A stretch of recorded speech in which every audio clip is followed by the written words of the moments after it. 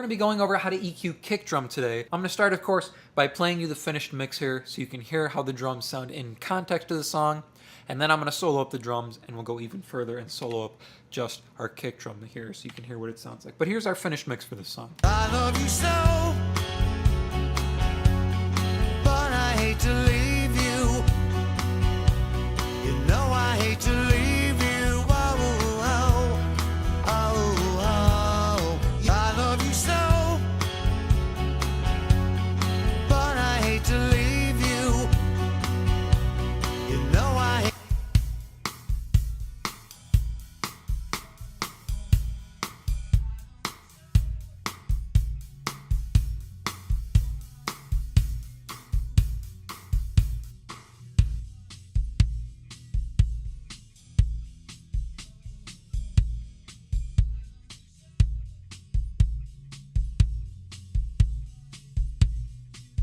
So you can hear our kick drum is big, it's got some nice low weight to it, it's got that nice thud that we want, but it also has that nice beater attack up on the top end, and it's got some beautiful air up on the top end as well. So in 3 steps, I'm going to show you how we achieve all of that as we EQ our kick drum here. So you can see we've got a few plugins on here. We've got 2 EQs and 2 compressors, limiters going on here. I'm going to take everything off. And we're going to take a look at just our first EQ. And you can see we only have a couple moves going on here on our first EQ. I'm going to take off these top 2 moves here. And we're going to focus on just this bottom move here, which is a high pass.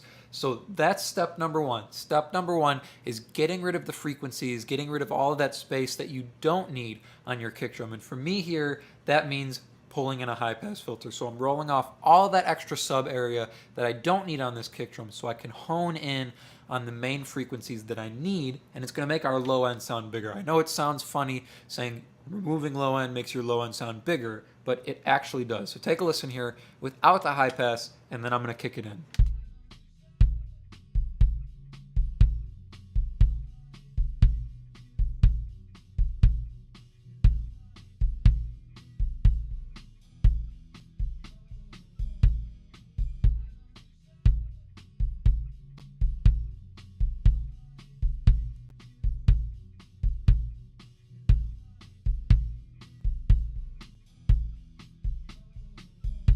Hear how our low end seems to bloom more with the high pass in?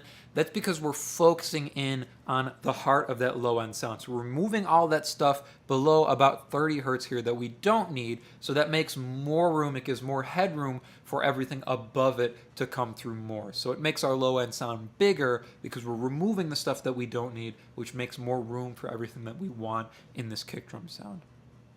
Now, step number 2 is going to be boosting top end. But before I boost top end on a kick drum, I always like to throw my compressor in. So I'm going to throw this compressor in here. I'll just show you briefly what that's doing.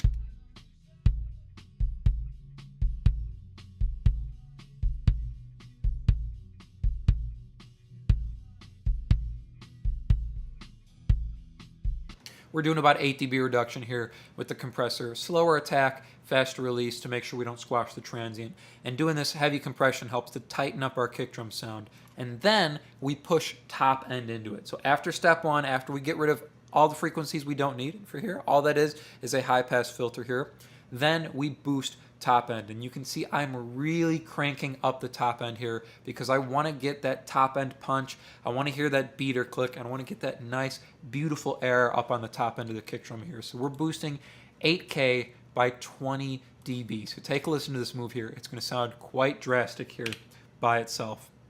So this is 8K, 20 dB on our kick drum here.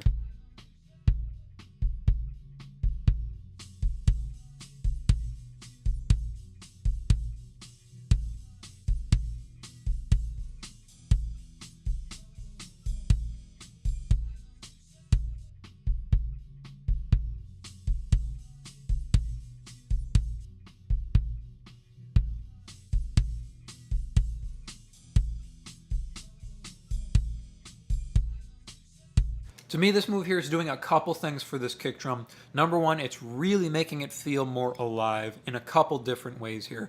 Obviously, you hear more of the bleed, you hear some more cymbal noise, and you can hear the click of the side stick a little bit better. So it helps you get that sense that it's a live drum kit and there's a live drummer going on here, but it also wakes up the top end and we get all that nice beautiful air, and you suddenly can hear the click of the beater making contact with the head on the kick drum. So it gives our kick drum life while also helping it feel like it is a live kit, even though it actually is. Just without it, it's just a bit more dull sounding. The next move we're doing here is just a little bit lower in the high mids here. We're at about 2.5 here, and this is going to give us some of that mid-range or that high-mid attack on our kick drum. So take a listen to this. This is about a 4 dB boost at 2.5K here.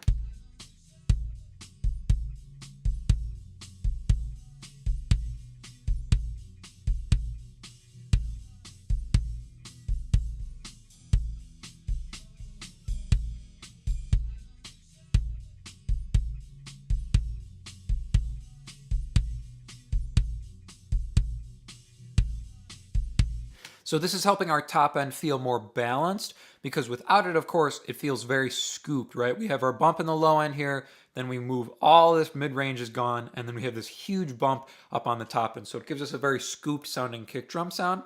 And that's okay for some genres and for some aspects here, but I wanted more full range on the top end here. So we're boosting this 2.5 to kind of fill out the top end and to fill out the attack on our kick drum here. So this top boost here, this is giving us all that air, and that top end click, here we're getting that kind of mid-range bite, that attack that we want on our kick drum, especially to help our kick drum feel more full range here. And that's only a 4 dB boost there. So we've got 8K and we've got 2.5K here. Those are 2 steps so far, right? Step number 1 is we're getting rid of what we don't need, and here that means a high-pass filter to roll off all that extra sub area.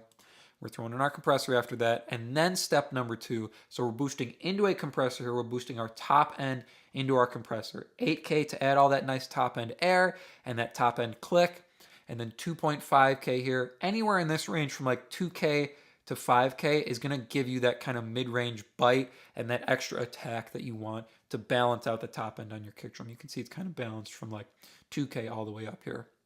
Now, last step here for EQ, step number 3 is boosting low end here. And you can see I threw a little bit of high pass in here just to be safe. But our step number 3 is boosting our low end to sit now with our top end here. So take a listen to this. We're at 80 Hertz and I'm boosting about 6 dB here. Take a listen to how this changes our kick drum.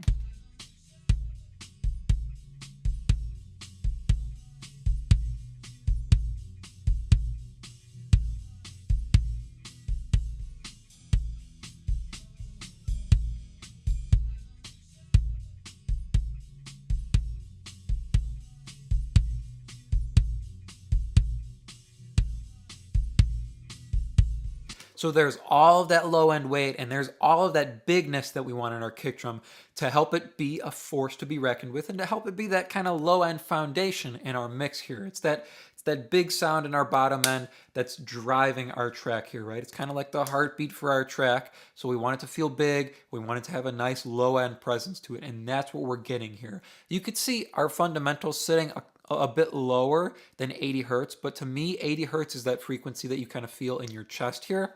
So I love boosting 80 Hertz on kick drum here. Listen to that frequency one more time, without it and then with.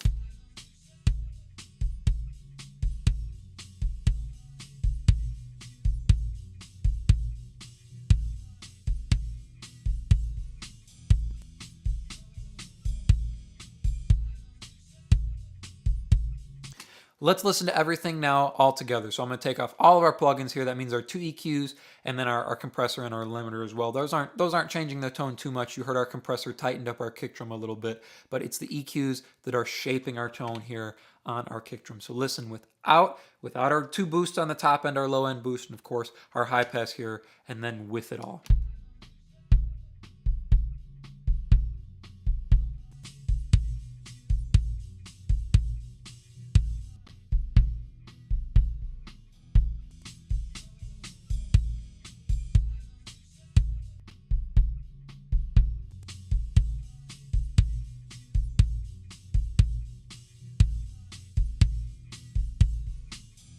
Really helping our kick drum feel powerful and present here. Let's throw it inside the mix and see what we're feeling inside the track here. I love you so,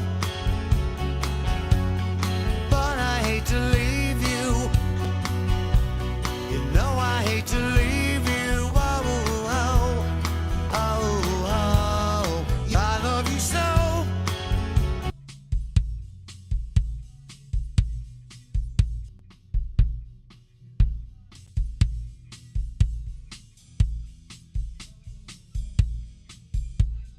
Just 3 steps here to get our kick drum sounding big and to help it be present inside of our mix here. Step number 1, getting rid of what we don't need, and for here that's a high pass filter.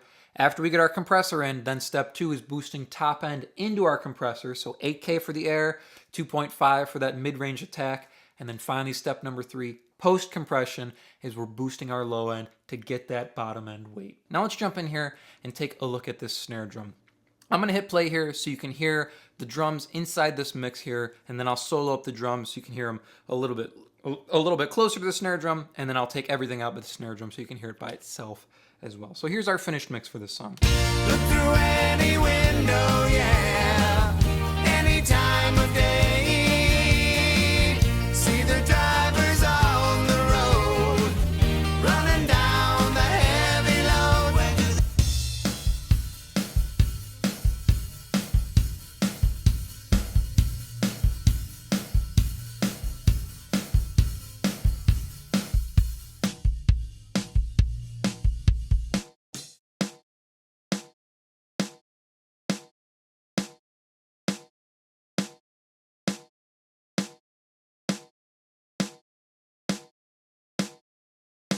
So you can hear our snare drum's got some nice crack up on the top end. It's got that nice blossom of air that you want when the drummer hits the snare drum. You want to hear that top end air on the snare, but it also has some nice body on the bottom end here. So let's go through. I'm going to take off these plugins here, and we're just going to start by looking at our first EQ here on the snare drum. So you can see we've got a couple moves here. We're going to break everything down into just 3 steps. So I'm going to take off these moves on the top end here. Step number 1 for me when it comes to EQing snare drum is always a high pass filter. And in a larger sense, getting rid of the information that you don't need. Before we do any kind of compression, before we do any kind of boosting, you want to trim out all of that information that you don't need to make room for everything else. So here on the snare drum, take a listen without the high pass filter, and then I'll kick it in. You can hear the difference here.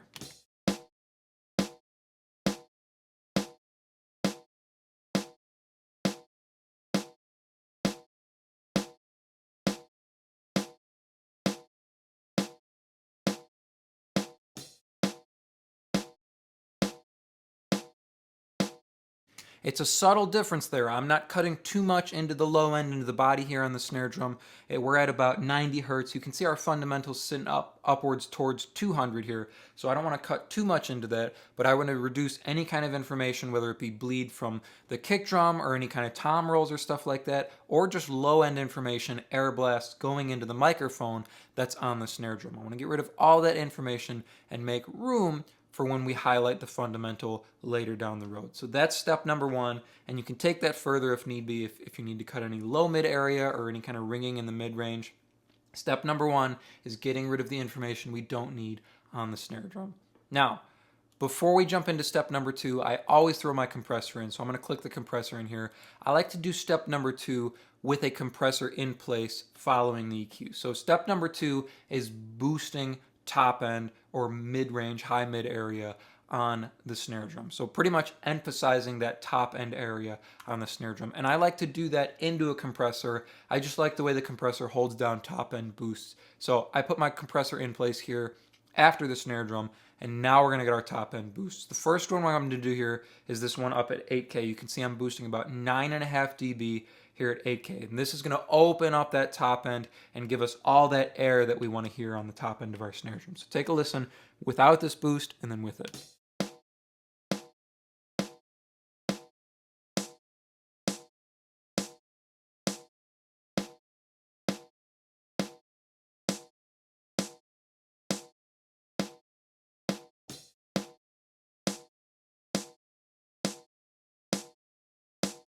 So you can hear it's giving us that really pointy attack up on the top end, but it's also giving us a lot of air. Now it seems like too much here, but you gotta wait till we get everything else in place.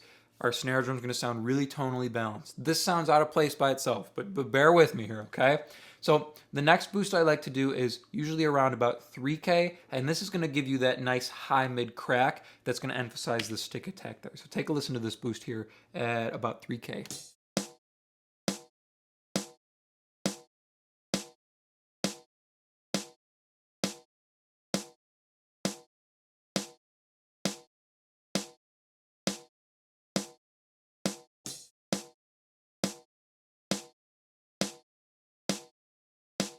giving us that extra crack and that extra attack coming from the high mid area on the snare drum. That's what that 3K boost is going to give you there. Anywhere in like 3-4K is going to give you that kind of crack or that emphasis on that stick attack on the top of the snare drum there. So we've got our air, we've got our attack, we've got our snare crack. This here is an extra boost. Sometimes you won't need it depending on what your snare drum sounds like, your snare recording. But we were lacking a little bit of the mid-range here to help our snare drum feel full. It was starting to feel a little bit like a smile curve here. So this 4.5, almost 5 dB boost at 1.5K is helping our snare drum feel more full range. So take a listen without this, and then when I kick it in, listen to how our snare drum kind of rounds out.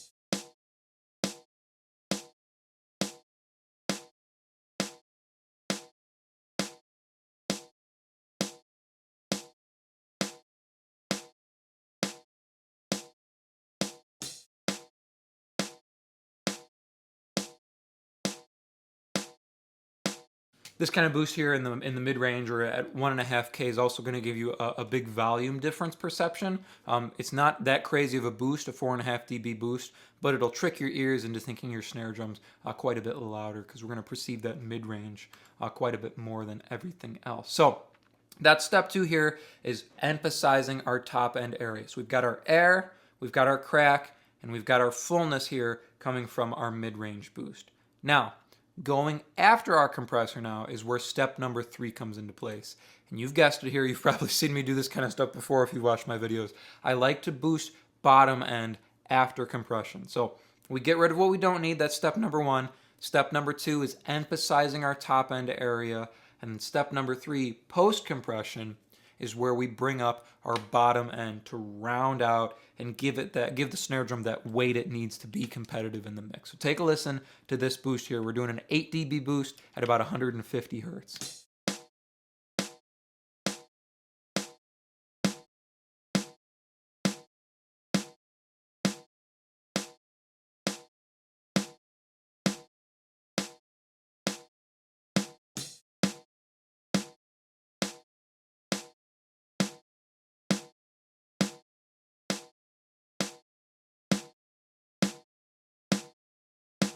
It gives the snare drum quite a bit of oomph, but if you watch our meters here, the volume coming from the snare drum, the level doesn't change very much. It's just giving us all of that bottom end weight that we need for our snare drum to feel really heavy and really impactful inside the mix here. So let's A/B everything here on our snare drum now. So all 3 steps, getting rid of what we don't need, emphasizing the top end, and then bringing up that bottom end post compression. So here's before, and then I'll click everything back on.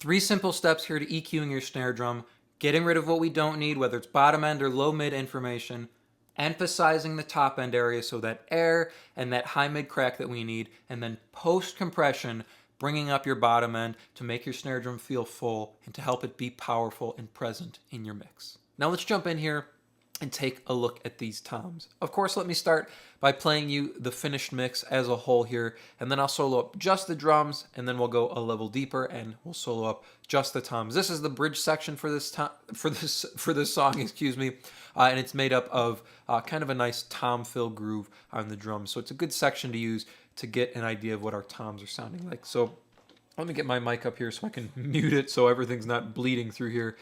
Here is our finished mix for this song.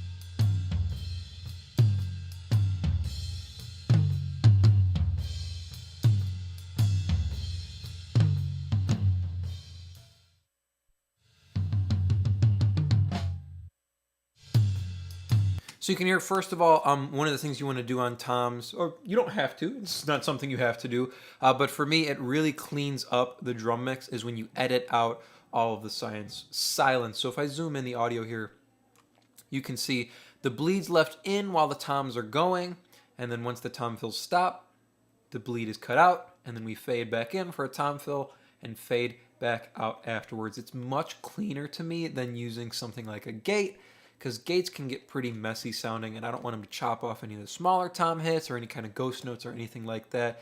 And sometimes they close too quickly, and then you have weird cymbal cuts. I don't want to deal with any of that, so I go through before I do my mixing, and I edit out all of the silence on tom. So that's just a precursor to this here. Let's jump into the tom EQ. So 3 steps to EQing your toms here. You can probably see what the 3 steps are here. Let me turn off all of our moves here. Step number 1 is going to be getting rid of the information that we don't need on our tom. So that's going to be 2 moves here. Move number 1 is rolling off all of the sub area that we don't need. That makes sure that anything in between the toms stays pretty clean, and any of the lower toms don't ring louder than the higher toms. This gives us a good balance between all of the toms as we roll around, because as you can see, we're EQing on the bus here. So all 4 toms, there's no processing going on those individually. They are sending to the tom bus here, and we're doing our processing on the bus. So we want to get a good balance EQ-wise. You can see there's already balance balance volume-wise. Now we're going to try and balance frequency-wise. So take a listen here as I A-B the high-pass filter. We're up at about 70 hertz here, so right below the fundamental of our lowest tom. You can see our lowest tom is going to be sitting right around this 80 hertz area right here.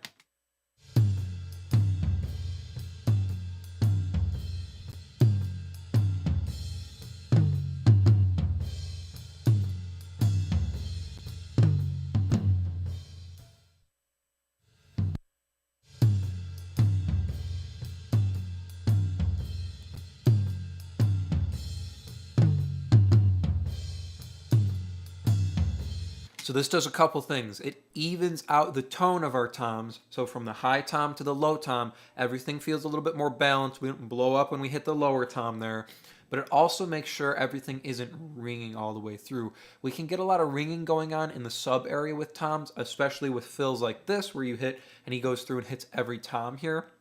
We don't want all of that to build up in our sub area and then ring through our mix or just our drum mix in general. So the high pass filter is really going to help to clean all that up. Now, going still with step number 1 here, getting rid of information we don't need. We don't need a lot of mid-range on toms here. We need our lows and we need our highs to cut through the mix. All of this low-mid area, we don't need any of that. In the same way we worked in the low end, right? Because we have tom fills that go across here and he's hitting every tom, we don't want this low-mid information to build up and then ring through the mix. We don't want just this big, huge chunk of low-mid information taking over our toms. We're going to pull this out, make room for our bottom end, make room for our top end here. So take a listen without and then with this cut, and I'll also boost up so you can hear the frequency range that we're cutting here on the toms.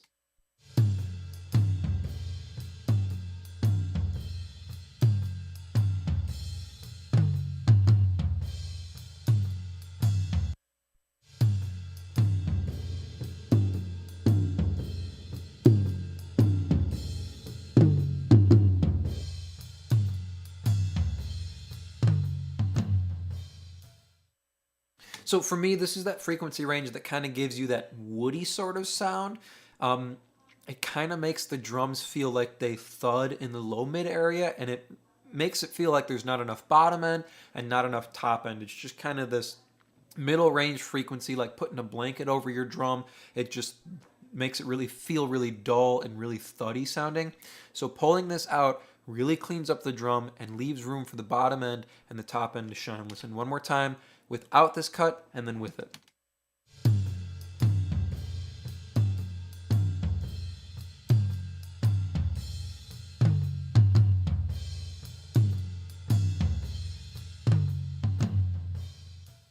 Clears up the drum sound overall and makes it feel a little bit thicker in the bottom end and leaves room for the top end stick attack on the drum. Now, step number 2 is where we go and get our bottom end in place here.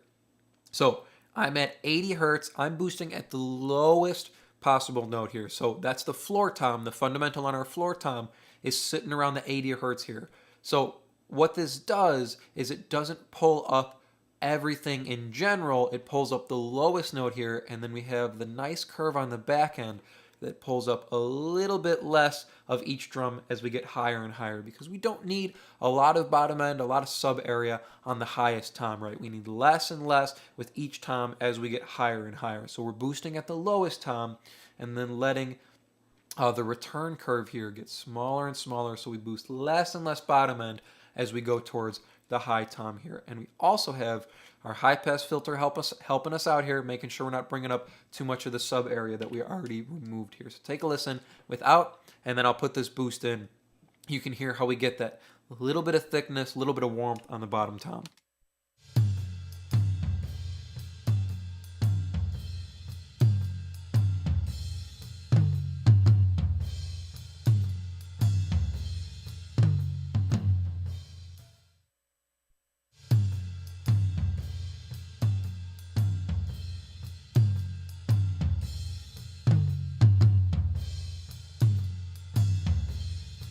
It's just a dB and a half boost here at 80 hertz, but it's just enough to make our toms feel big and to make them feel powerful when we sit them inside the mix. So it'll sit nicely with our kick drum. I always like to think the toms are like mini kick drums, right? You want them to have good low end power and good top end attack. So I like them to sit nicely alongside the kick drum and the snare drum as well, as we're rolling through different fills here. So that's our bottom end. That's step number 2. Step number 1 is getting rid of what we don't need. So our high pass filter, and then cutting all this muddiness, that thickness, that heavy sort of sound here in the low mid area. That was at 324 hertz. That was a 6 dB cut. And then step number 2 is boosting our low end. So getting that warmth and getting that low end power that we need on our toms to make them feel big. That's a dB and a half boost at 80 hertz here. Last thing here, step number 3 is emphasizing that stick attack up on the top end. This helps our toms cut through the mix and helps them sit more balanced with something like our snare drum. So as he rolls through and hits on our snare drum at the end, our toms are going to sit nice and evenly in that fill here. So we're at 3.6K, anywhere from like 3K up to 5K, usually around 4K is where I'm boosting to get the stick attack on toms, especially on tom fills here. So we're doing almost 5 dB here, 4.8 dB at 3.6. So take a listen. This is going to emphasize the top end stick attack to help our drums feel a little bit more present inside the mix without the boost, and then with the boost here, just the toms.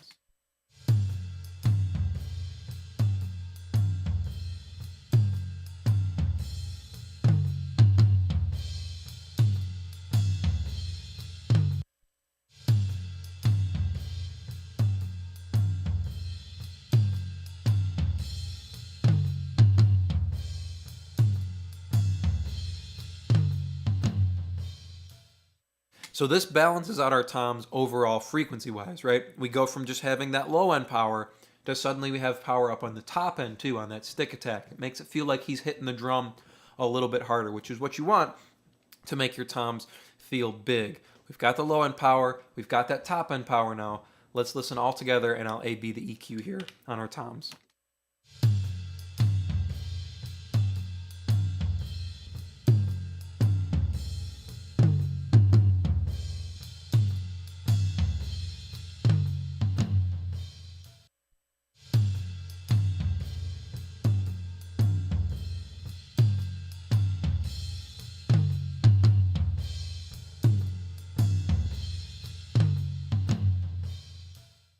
So let's throw our toms back in the mix here, and we'll do one final A-B overall here in the track.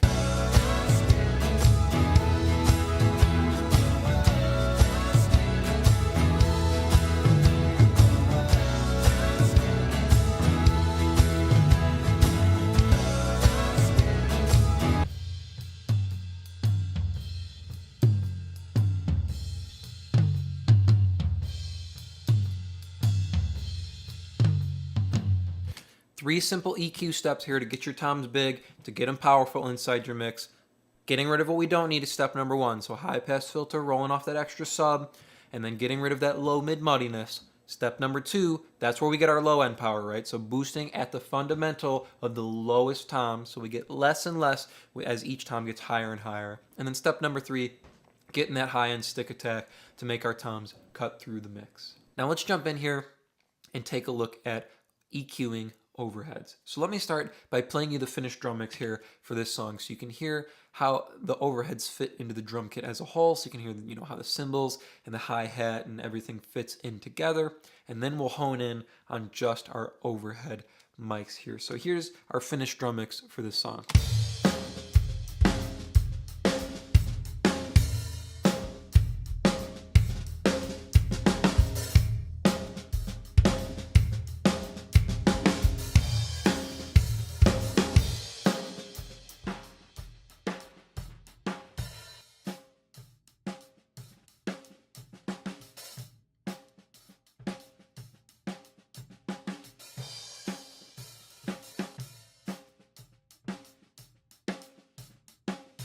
So you can hear our overheads are very clean, very polished sounding. That's usually what I'm going for with overhead mics. I want a good picture of the kit to begin with, and I want to make it very clean and very smooth sounding. I don't want it to be very aggressive. I don't want it to get out of hand, because cymbals, if you start to push into a compressor or put distortion on or something on your overheads, it can get very crunchy sounding and very harsh sounding very, very quickly. I like to keep the overheads very clean and be able to pull them up as a support system for the kick, the snare, the toms, what have you. So let's hone in here on our EQ. You can see there's 3 moves. Those are our 3 steps. So let's take off our 2 moves up here and start with just our first move. Step 1 for EQing overheads is just removing the bottom end, or more specifically, rolling off some of the kick drum. For me, I like to kick drum to come from one area on the drum kit, meaning it just comes from the kick drum, right? I don't want bottom end coming from the overheads and from the kick drum, because then those 2 areas are going to fight with each other. We'll get some phase issues as we process things differently. I don't want to have that fight, that kind of battle going on in my mix. I want the low end, the kick drum, just to be coming from the kick mics, and then I want any kind of room sound or anything, maybe some kit picture, to be coming from the overheads, right? I don't want any bottom end coming from the overheads. So we're going to roll that off first to clean up our drum sound here. So take a listen without the high pass and then with.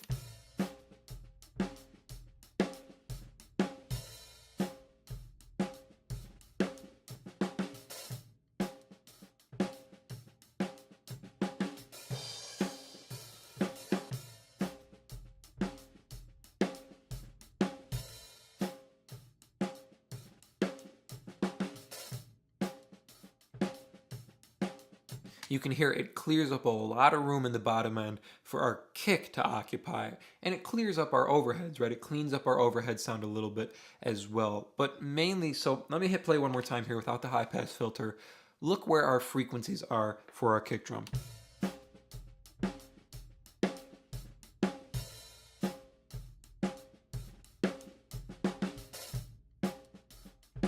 So our kick frequencies here on our overheads are sitting at like 50 and below, and then up here at like 120, 130. But if we go over to our kick drum here, you can see we're boosting 80, because that's where our fundamental is. But 80 is nowhere to be found on our overheads. That's why we want to roll off that bottom end area, so we're not confusing our low end sound on our kick drum, right? Our kick drum's fundamental that we're boosting on our kick drum is at 80 hertz. And then if suddenly on our overheads we're adding 130 and we're adding 50, we're going to get some phase issues because there's a dip here at our fundamental. So instead of fighting that battle, we're going to roll it off and keep our overheads clean in the bottom end.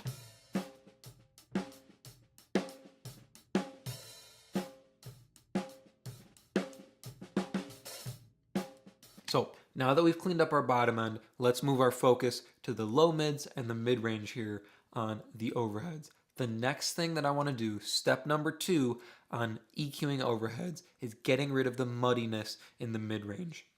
So we're up at about 400 hertz here, and I'm going to pull out about 5 dB here. Listen to how it clears up the sound on our overheads, okay? It's like pulling a blanket off our drum sound overall here. So I'm going to start without this cut, then I'll put it in and I'll boost up so you can hear the area that we're focusing in on here.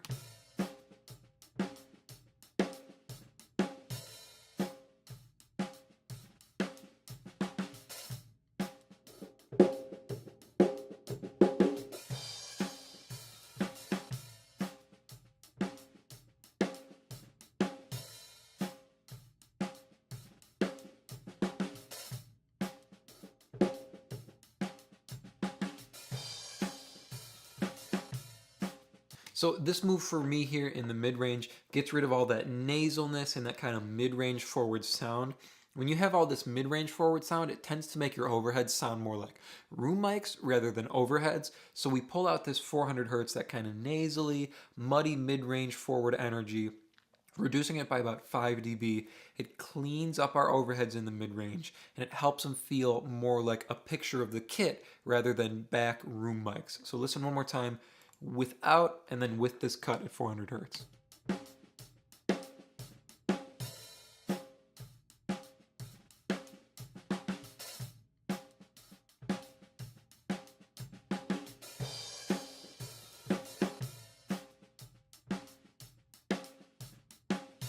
It actually feels like it adds more body to our overhead sound because we're reducing all of this area here that we don't need. By taking out a chunk of the mid-range, we leave more room for the low mids, so like this 200 hertz area where the fundamental on our snare is, and of course we make room for the top end, which is where we're going next. So far, step number 1, removing the bottom end that we don't need on our overheads to clean up the bottom end, clear up room for our kick drum. Step number 2 is removing mid-range energy, so any kind of muddiness or nasal sound on our overheads to make sure it's a clean overhead sound, and we get some more fullness here in the low mids as well.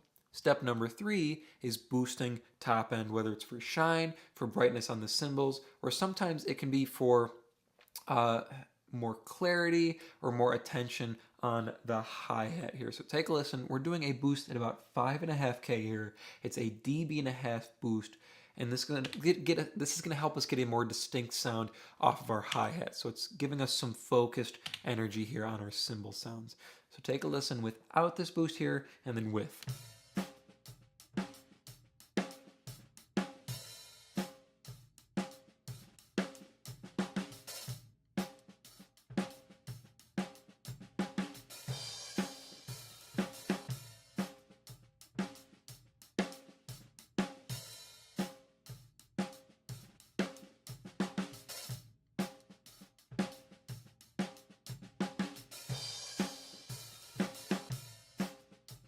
So you can see even when we hit that cymbal hit at the end, that's where our cymbal energy is. So we're bringing up some of that. It gives us some brightness on our cymbals, but mainly what I was going for here is that kind of focus on the hi-hat. It helps our hi-hat feel a little bit tighter, and it gives it some extra energy to sit better with the snare drum in our overheads. Overall, we're going for a more balanced picture of the kit here, albeit while reducing some of the kick sound here.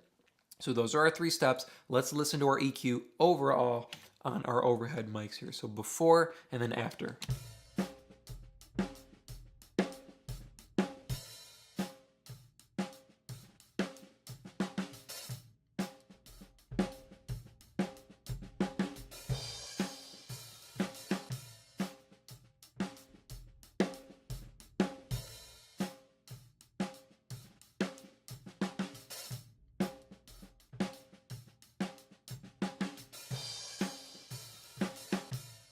It's a very clean and clear picture of the drum kit. No muddiness, no nasal sound, and we get some brightness and some attention up on the top end. So let's throw it into our drum kit here one more time. We'll listen to our drums as a whole, and we'll come back to our overheads before and after here with our overhead EQ.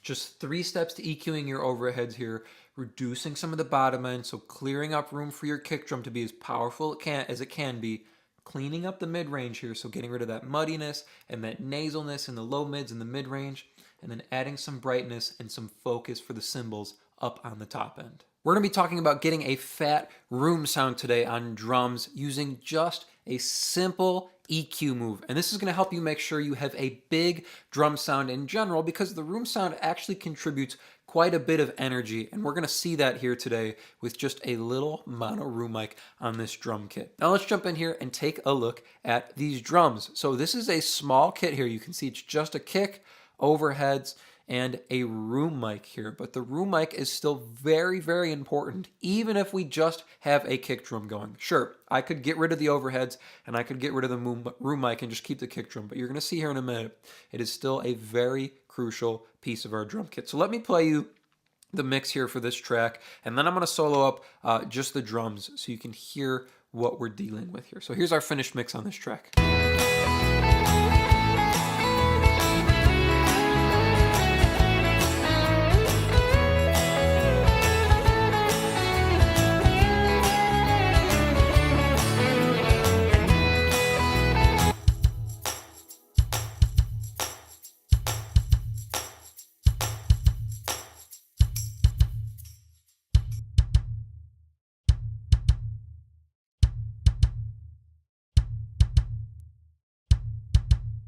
You can hear it's literally just the kick drum. There's no snare, there's no cymbal noise, there's no hi-hat, there's no toms, there's nothing but this kick drum pattern that is driving the bottom end on this song, in addition to, of course, our bass guitar.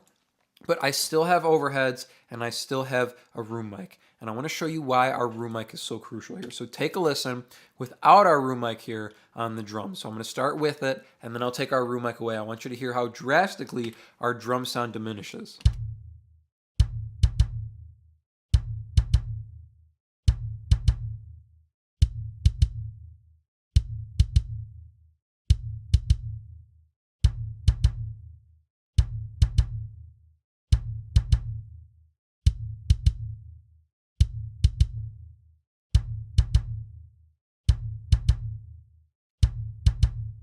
We lose quite a bit of power and quite a bit of realism when we take out the room mic. That room mic is serving a purpose to make our drums feel big and to make them feel more lively here. That's how we get a fat drum sound overall. Once we have a fat room, we add that into our drum mix and we get a fatter drum sound overall. You can hear that with just our kick drum going on. So let's look at our room mic here and see what we're doing. There's one move I do on all of my room mics. This is just a mono room that I have up in the room, or a mono microphone that I have up in the room back here where we track drums. And the biggest move, the biggest difference for me is a low pass filter. So let me take everything off here and we'll piece it back together one by one. So here's our raw room sound.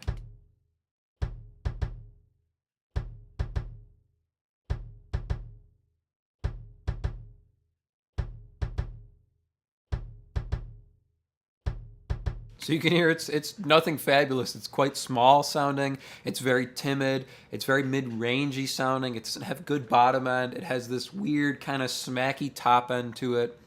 The first thing I'm always going to do on room mics, mono room mics especially here, is I like to roll off all of that top end. It doesn't sound good far from the kit, especially in a smaller room that I have here. You really feel how small the room is. It sounds like a bedroom because it was a bedroom at one point back there.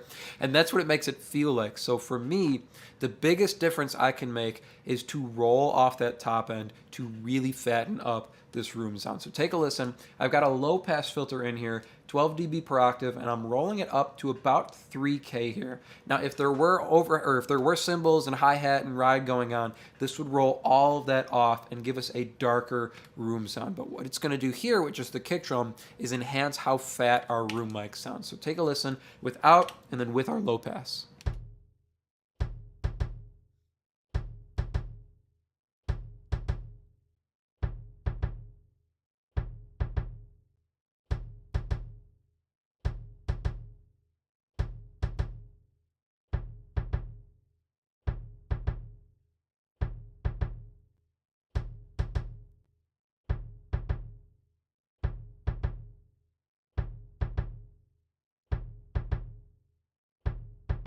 What we're ending up with here when we take off all those high frequencies is a darker drum room sound, but we're also leaving much more room for the bottom end to shine through on this room mic here. That's what's giving us the illusion of a fatter sound on this mono room mic. Now, a couple other things we're going to do here. I like to put in a high pass filter as well, just to tighten up the bottom end here. So that's what we're going to do next. I'm going to roll it in. We've got 12 dB per octave slope at about 55, almost 60 hertz here. So, excuse me, 56.5 hertz. This is just coming up underneath the fundamental on our kick drum here, just to tighten up and focus our bottom end so it's not so loose and it's not so long sounding.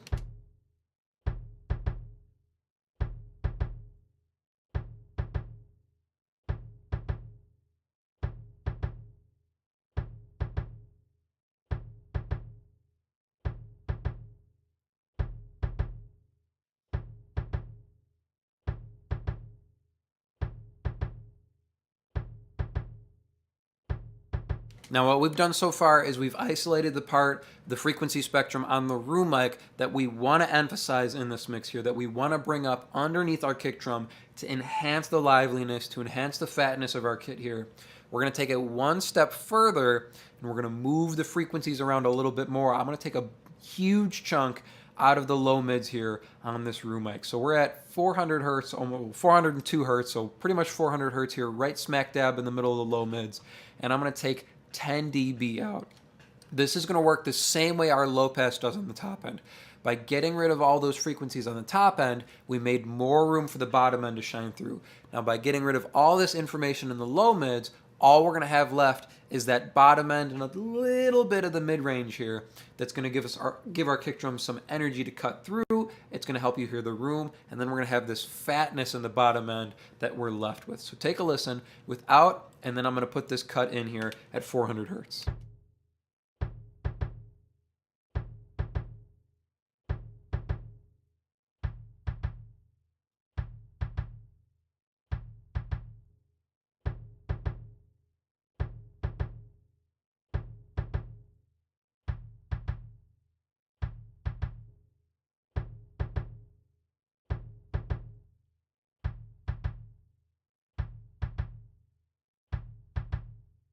Without all that buildup in the low mids, all that muddiness there, your ear only has one thing left to gravitate towards, and that's the fundamental down here at 80 hertz. So by taking all that out, all that space out in the low mids, we leave plenty of room left to emphasize that low end that we have coming from this room mic. So now let me do a full A/B here on our EQ. You can hear our before and after on the room mic.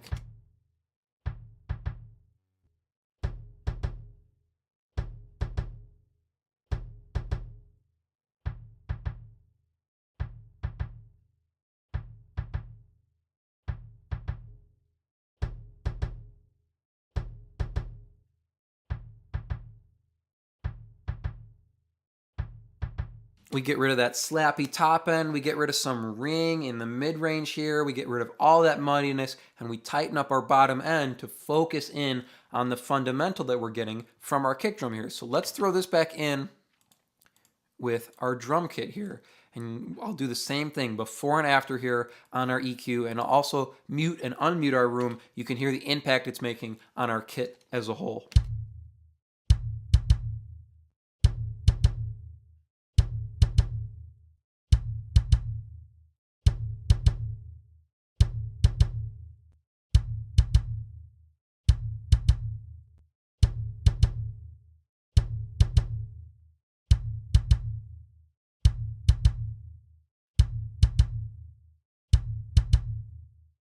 Before I mute and unmute it here, there's a funny thing that happens when we throw the room mic in with the rest of our kit here, so with our kick drum essentially. So listening to the room by itself, when I turn on and off this high pass filter, it feels like we're losing bottom end because I'm cutting out all that extra sub area on the room mic here. So it feels like it's making the room mic feel weaker and feel smaller because we're reducing bottom end. But when we put it in context with our actual kick drum, our spot mics here, when we throw the EQ in, it feels like our kit gets bigger because we don't have two instruments or two mics fighting for dominance in the bottom end. That's why cleaning up the bottom end, the sub area here, with a high pass filter on the room mic goes a long way to fatten up our room sounds. Take a listen now. I will mute and unmute our room mic. You can hear the difference it's making with our kick drum.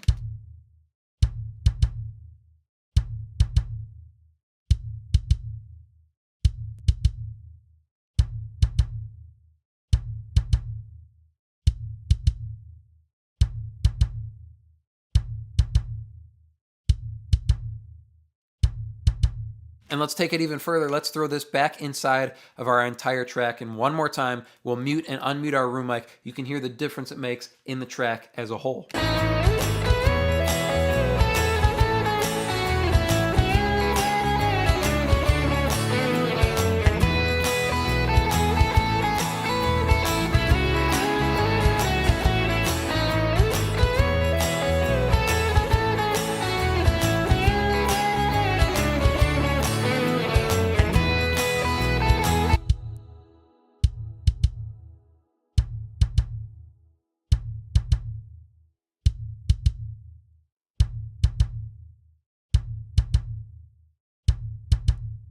Fattening up our room mic, and then in addition, fattening up our kit as a whole. Just tightening up our frequency spectrum, rolling in a high pass, rolling in a low pass, pulling out all this muddiness in the low mid, and just leaving that bottom end left to give us a bigger room sound and a bigger drum sound overall. When it comes to mixing kick drums, sometimes it can take a lot of shaping to get it sounding right inside the mix. So today I'm going to show you 3 essential EQ techniques to instantly elevate your kick drum mixes and get your tracks sounding professional. I'm going to start as always here by showing you the kick drum inside the finished mix, and then I'll solo it up and I'll do a quick A-B of the processing so you can hear our starting point and you can hear where we ended up with this kick drum mix. So here's our finished mix for this track. Send me a love through the telephone.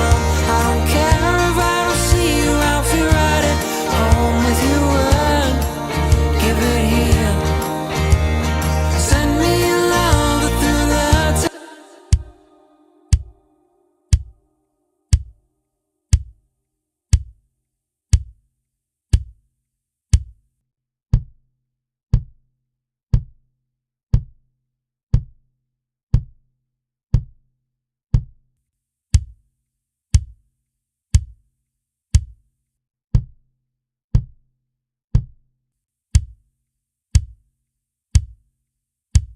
You can hear it's a pretty weak sounding kick drum to begin with. It doesn't have a lot of life, a lot of weight to it. It definitely doesn't have any attack or energy to it.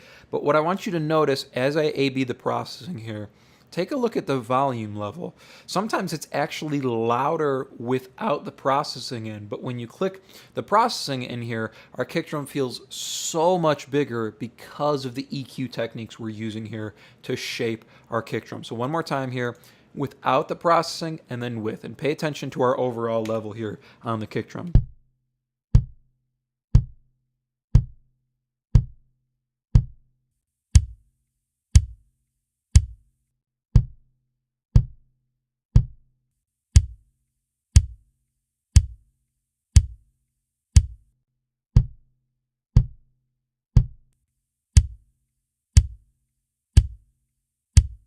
That is the big difference that you can make with a couple essential EQ techniques here. So our first one here, our first EQ technique is to do some shaping to your kick drum before you actually kind of start mixing it. This is something I usually do on the way in during recording, but more often than not when I get client tracks, when I'm mixing tracks for clients, I'll do some shaping to the kick drum before I send it into my usual mix chain. And my usual mix chain here is what you see below this EQ. So an EQ, a compressor, and an EQ is my usual chain that I'm using for kick drum. But sometimes I'll throw an EQ before and do a little bit of shaping to the sound to get it sounding the way I want it, to feed it into my chain, if that makes sense here. So our first technique is to shape the kick drum before you send it into your normal mix chain here. And if you don't have a normal mix chain, that's fine as well. Just do a little bit of shaping to your kick drum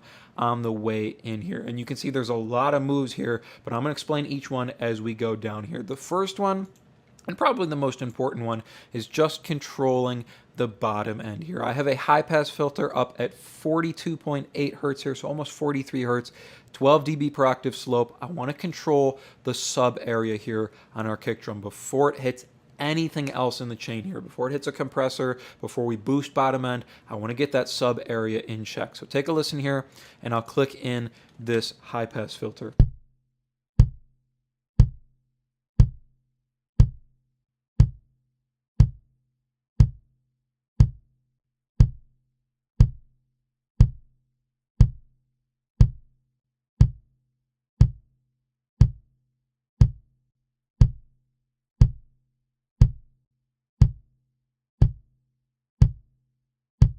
You can hear it makes the kick drum feel a little bit weaker, but what we're doing here with these couple moves down in the bottom end is we're trying to shape the kick drum in a way that we can emphasize more of this 60, 70, 80 hertz area and have more of a natural increase in the bottom end. Instead of having a bunch of sub area around 30, 40, 50, and then having no punch at 60, 70, 80, and then a whole bunch here at like 150, we want to move that around a little bit. So we're going to be trying to shift the frequency range around here on our kick drum with this first technique. So that's our high pass filter. Now, the next thing I'm doing here is there was a ton of energy in this low mid area around like 140, 150. And it seemed like the fundamental in our kick drum was living in this area instead of our 60, 70, 80. So I'm doing a huge cut here, almost 15 dB at 140. Take a listen to what this does for our kick drum.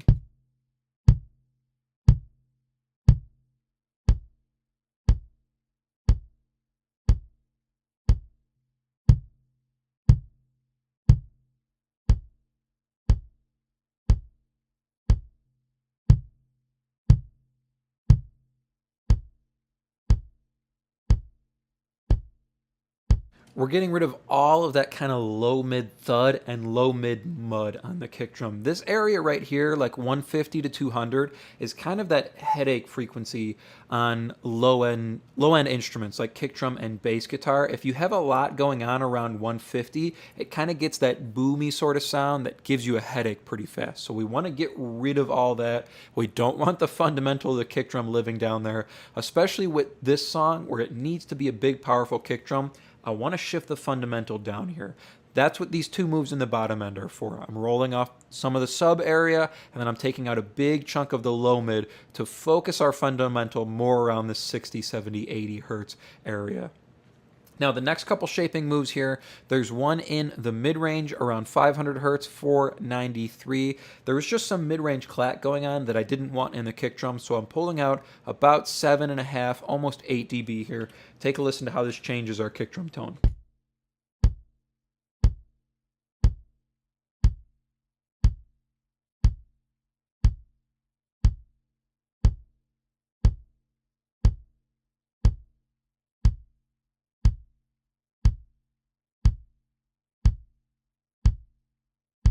To me, that just softens things. There's kind of this mid-range like clunk, clunk going on.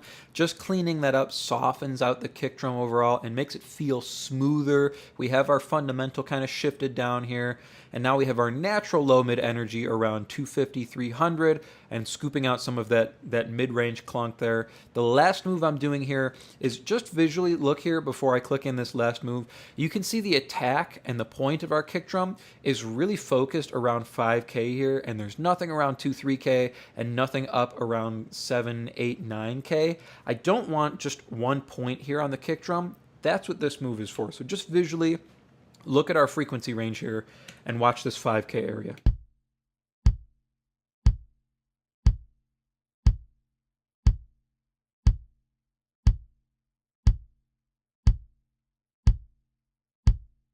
You can see there's way more energy around this 5K area for attack than there is around the 3K or up at 8K area. So I'm going to pull some of this down before I hit the rest of my chain. So as I boost top end, it's more even. I want to have an even top end going into my first EQ here, or technically our second EQ, our compressor, and our last EQ. I want things to be even as we hit the rest of the chain. That's what this move is for here. Pulling out about 5 dB at 4, almost 5K, just to reduce some of that extra energy that's sitting around 5K. So as we boost top end, it's going to be even from about 2K up to 10K here. So take a listen without this move and then with. Pay attention to how our top end changes.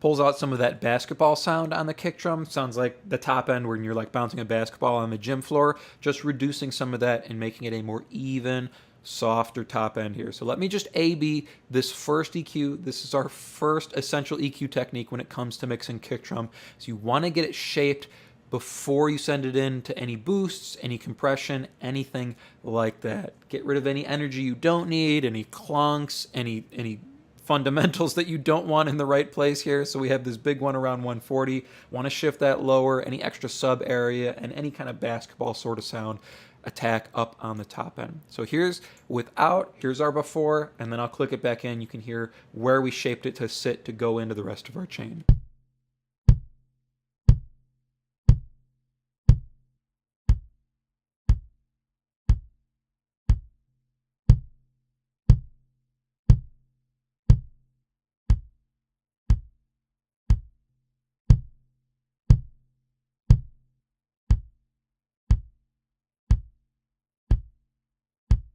Definitely feels more like an actual kick drum after all this shaping. Beforehand, it just feels like this kind of low mid thud.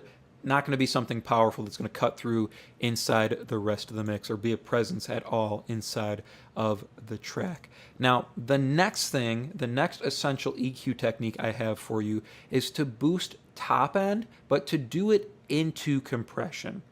So I'm going to throw my compressor in place here.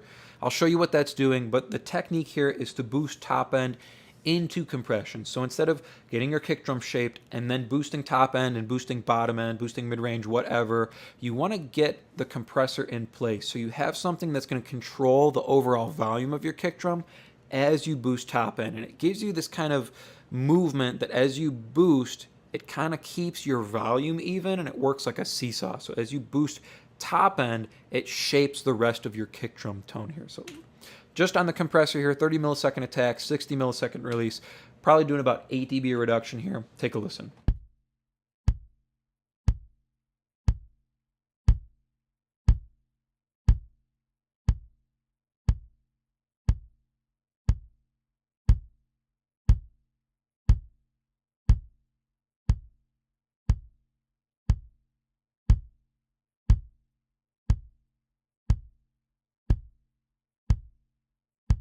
Overall, just trying to get more attack out of the kick drum here, and the really fast release just makes sure that any low end energy we boost isn't going to get clamped down on, right? So a longer release means the compressor is going to hold on longer and keep our kick drum lower. A really fast release means we get that initial spike down and then we let go. So any bottom end afterwards has plenty of room to bloom as we boost. So back to our essential EQ technique here is we're boosting top end into our compressor. So now that we have our compressor set up, there's two big moves I'm doing here in the top end. I've got one that's 24 dB at 9K, so cranking the 9K here on our kick drum.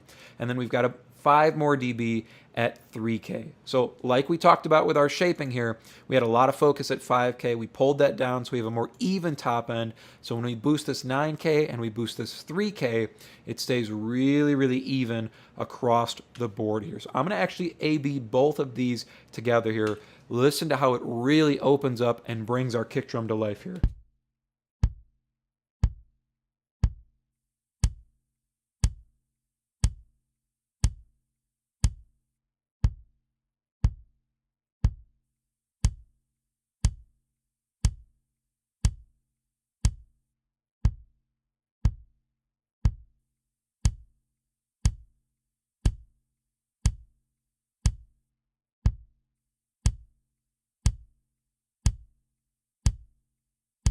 suddenly we have this nice, beautiful click on the kick drum now, and the top end attack doesn't sound like a basketball hitting the gym floor. It sounds like an actual beater hitting a kick drum head, and that's going to cut through really, really nicely inside of this track. So a bunch at 9K here, and this is always going to depend on how much top end is actually there on your kick drum. There was definitely not a lot here to begin with on this kick drum. So 24 dB at 9K, and that's adding that beautiful top end click here. And then just a touch more, 5 dB at 3K. That's adding some more high mid attack and clack to the kick drum, so it'll actually feel bigger on the attack all the way through. And just instead of just having this top end click, it has some high mid clack to it as well. So that's our second essential EQ technique. We want to do that into compression, so our compressor is going to hold those top end boosts in place so that we can do our final essential EQ technique, which is to boost bottom end post compression. I know there's a top end boost here as well. Don't pay attention to that at the moment. We'll get to that in a second, but we're boosting bottom end post compression. So once we have our kick drum even and we have it shaped the way we want it, then we can come back and we can boost even and consistent bottom end energy. If we were to do this before compression, before our kick drum was even out, we're going to get an inconsistent bottom end. Sometimes we'll have more low end, sometimes we'll have less. It'll be moving around a little bit more. If we get our kick drum compressed and even first, when we come here to boost bottom end, it's going to be very, very consistent and very, very even inside of our track. So let me turn off these boosts here, and we're going to go through.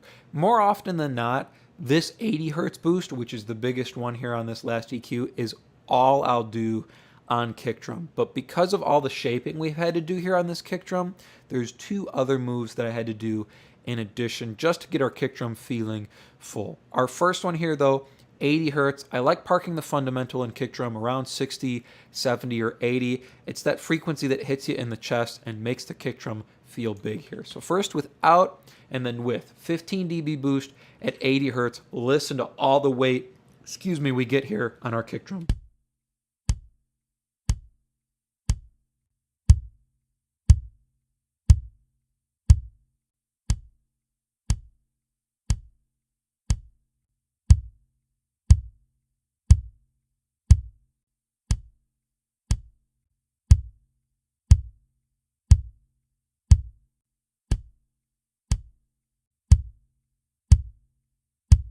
Now it's starting to feel really, really big. I did this big boost here. I didn't really want to widen it. I could have to add more of this kind of mid-range area and some of this bottom end, but I didn't quite want to add the same amount to each. I just needed a touch more sub. So you can see it's only about a dB, almost a dB here, 0.96 dB at 40 hertz, and then 2.5 dB at 300. So after this big boost here, I really liked where the fundamental was sitting. I didn't kind of want to bring that down to even out the kick drum.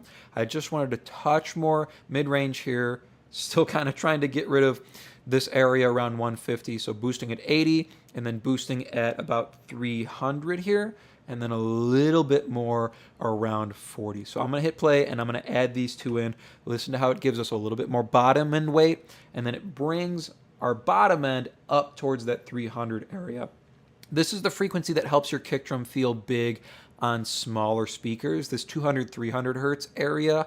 Still trying to avoid that 150, that headache frequency, but up around 300 gives your kick drum some mid-range fullness, so it feels big on speakers that aren't necessarily reproducing the 40 and 80 hertz.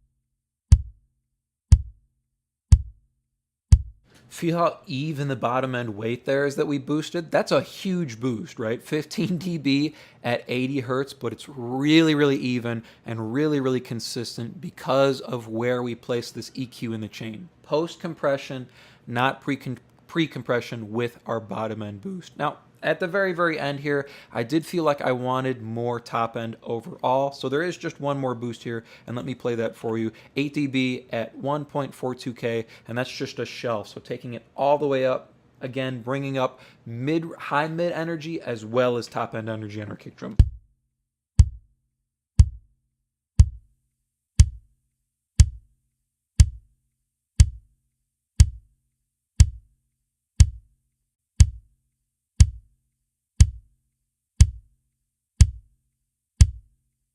There's a limiter there at the end of the chain as well. Doesn't look like it's doing anything. Let me play this kick drum one more time all the way through. I'll A-B it, and I'll throw it back into the mix as well, and A-B our processing inside the mix. You can hear we go all the way from this really dull, really lifeless sounding kick drum. We put our 3 EQ techniques in here, and suddenly we have a really big, really powerful sounding kick drum that fits perfectly inside this track.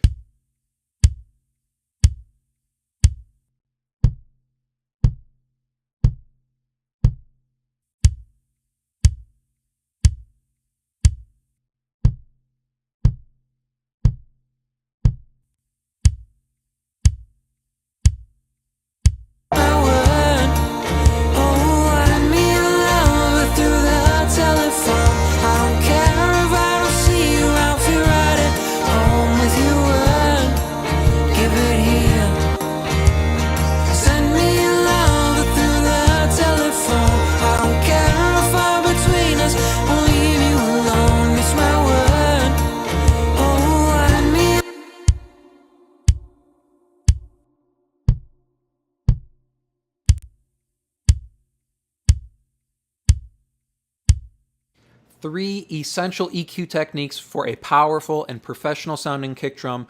First one here to review is shaping your kick drum before anything else. So before you're boosting, before you're compressing, get your kick drum shaped. So we're pulling out some of this 150 area, shifting our fundamental down between 50 and 100 here, pulling out some mid-range clunk here, and making sure our top end is even. So pulling down any points that sit above the rest.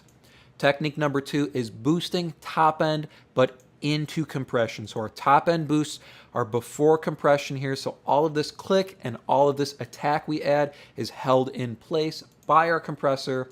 And our third technique here is to boost bottom end at the end of the chain. So post compression. So all of this bottom end energy we're adding is consistent and even inside the mix. Today, I'm going to show you 2 simple steps for mixing overheads to get way better drum sounds. Let me start, of course, by playing you the overheads inside the finished mix here.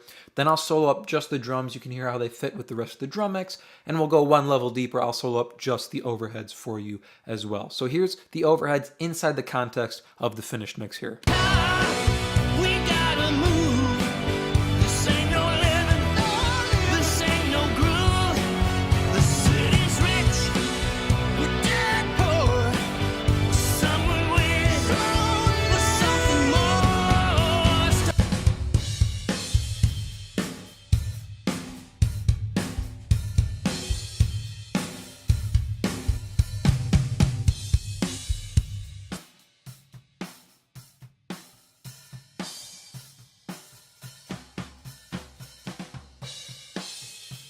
So you can hear our overheads are clean, they're very well balanced, and they're not at all muddy, and they're not at all harsh. Getting your overheads to sit right is really a battle of making sure they're not muddy, but they're not harsh. You don't want the cymbals to get brittle, and you don't want them to hurt the listener's ears as you pull them up inside the mix. So let me turn off the EQ. There's only one plugin we're going to be looking at today. Let me turn off our EQ. You can hear the raw overheads by themselves. So here's our overheads, no processing.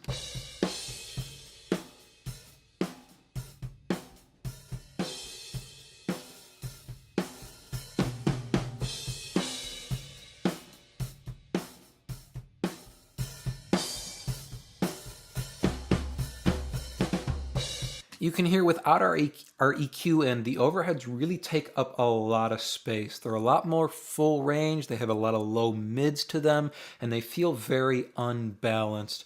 as opposed to with the EQ in, everything feels balanced. We're getting enough kick, enough snare, enough cymbals. We take that EQ out, we get a lot more low mids back into our overheads, and it throws everything off balance. All the spot mics feeding into our overheads feel disjointed and they don't sit right. So let's look at what we're doing with our EQ here to better balance our overheads and to get them sitting better inside the drums and inside the mix as a whole here. Let me turn on this EQ. We'll go through the only two moves we're doing here on our EQ. The first move, of course, as always, I say this in every video, the first thing I'm doing is pulling in a high pass filter.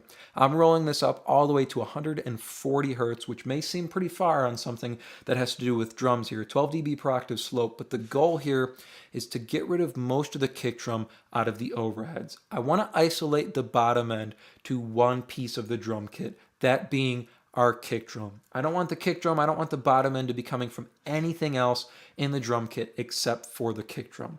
By pulling our kick drum out of the overheads, we get a tighter bottom end and we get a tighter drum sound overall. And this can help reduce phase issues as well because we don't have the kick drum coming in through multiple sources here. So take a listen without the high pass, and then I'll kick it in here. 140 hertz, 12 dB per octave slope.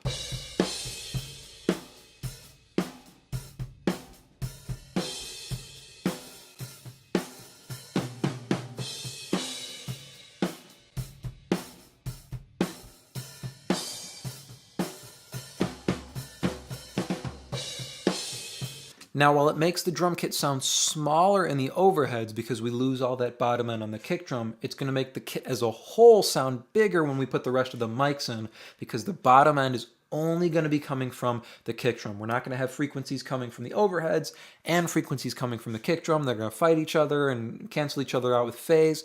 None of that's going to happen. We're just going to have one solid piece of bottom end, which is just going to be our kick drum, and then our overheads are going to layer on top of that without the kick drum fighting our original source there. So just cleaning up the bottom end on our overheads with a high pass filter, excuse me, losing my train of thought here. Just cleaning up the bottom end here on our overheads with a high pass filter helps to tighten up the bottom end and give us a bigger drum sound because our low end is only coming from one piece of the kit here. Now the next move we're going to make here is a big cut here in the low mids. I'm pulling out 10 dB at about 400 hertz, 398 hertz. This is going to get rid of all that muddiness here that we have on the overheads, and it's going to balance out the overhead sound, the kit sound in our overheads as a whole. So take a listen here, and I'll kick this in 10 dB down at 400 hertz.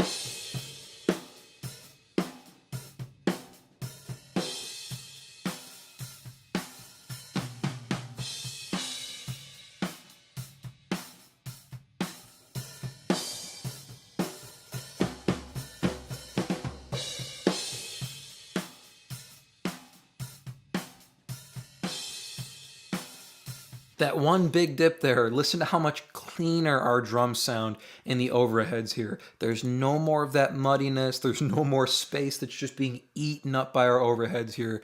We kick this in, it cleans up our drum sound, and it really balances everything as a whole. So pay attention to the kit balance in our overheads here, and I'm going to put this move in one more time. So listen to our kick and snare relationship, and listen to those, the spot mics, so kick, snare, toms, in relationship to the overheads. So without this cut, and then with it.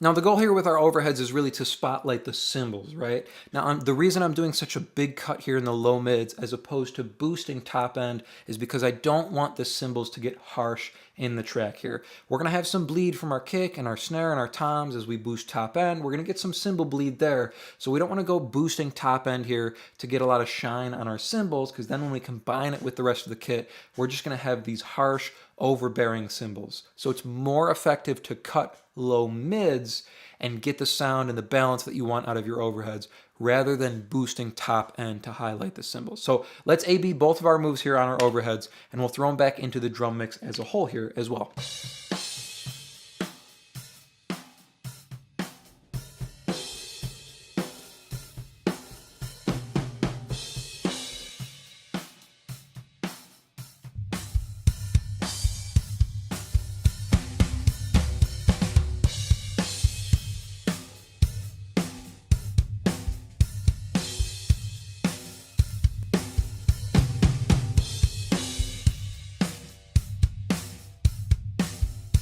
Hear how when we kick the EQ in, there's so much more room for our spot mics here to to breathe here. I only threw in the kick, the snare, and the toms here, so none of the room mics are in yet. But just clicking that EQ on and off, you can hear how much more room we're carving out for the spot mics here, the kick drum, the snare drum, and our toms to shine through and to breathe. They're not fighting with all the low mids going on in the overheads. We're just making a ton of room for the spot mics to come through and then leaving that pretty top end that we have from our overheads without it becoming overbearing. Let me throw in the rest of the drum kit here and we'll stick it in the entire track as a whole here as well.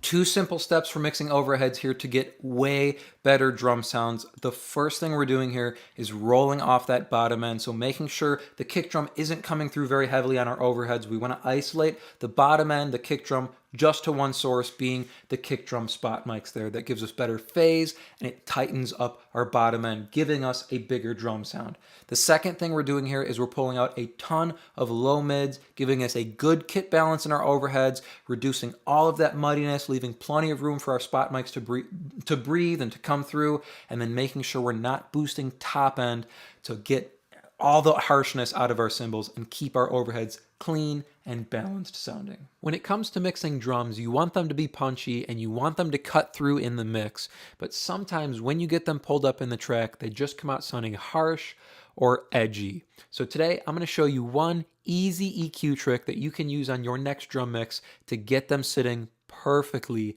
inside the track. I'm going to start here by playing you just the intro section for this song inside the track, and then I'll solo up the drums so you can hear them by themselves. But see if you can spot the harshness or the edginess on these drums here.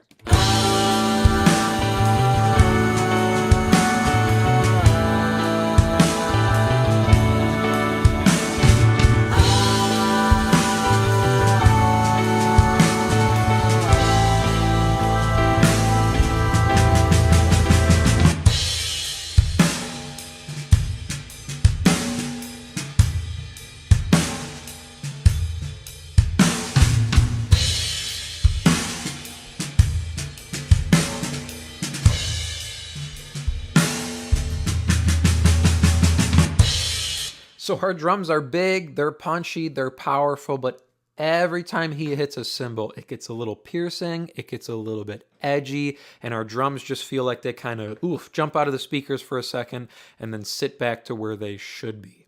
So what you want to look for if you hear this, if you hear your cymbals kind of jumping out, they're getting a little bit harsh, they're getting prickly, I want to advise you not to immediately just reach for the fader. Let me show you what happens if I just pull the overhead fader down and just tuck those cymbals back volume-wise.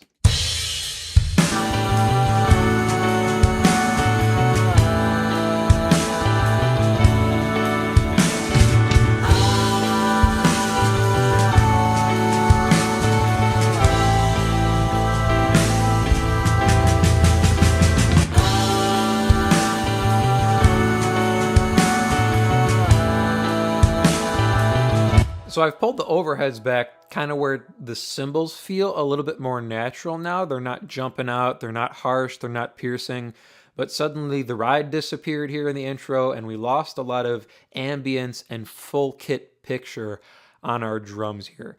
That's what we're getting from our overheads, and that's what I want to hear. I want to hear that ambience, and I want to hear that full kit picture coming from our overheads, but that needs to be balanced against the harshness of our cymbals. So I'm going to put the overheads back and I'm going to show you the one easy EQ move we're using here really quick. We're going to look at another example as well. But on our overheads, all I'm doing here is I'm notching out the harsh frequency on the cymbal.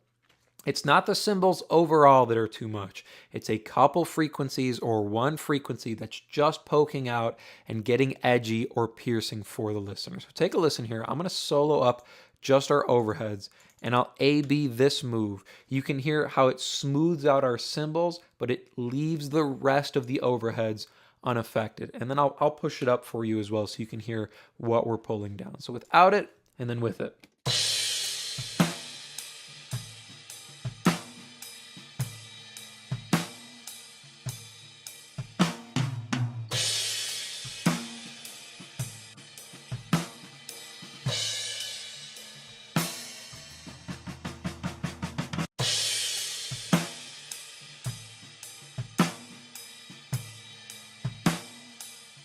So you can hear it doesn't affect our ride, it doesn't affect our kick, our snare, our toms that are coming through in our overheads, but it smooths out the top end and this high mid area on the cymbals. So when he hits one, it's not blaring loud, it's not piercing, and it doesn't hurt your ears at all to listen to. That kind of thing can be very, very distracting in your track. If someone's listening to your song and every time the drummer hits the cymbal, it's just this harsh sound, that's going to take your listener out of the song. That's going to be distracting, and that's going to make them not want to listen to your song again. That's not what we want.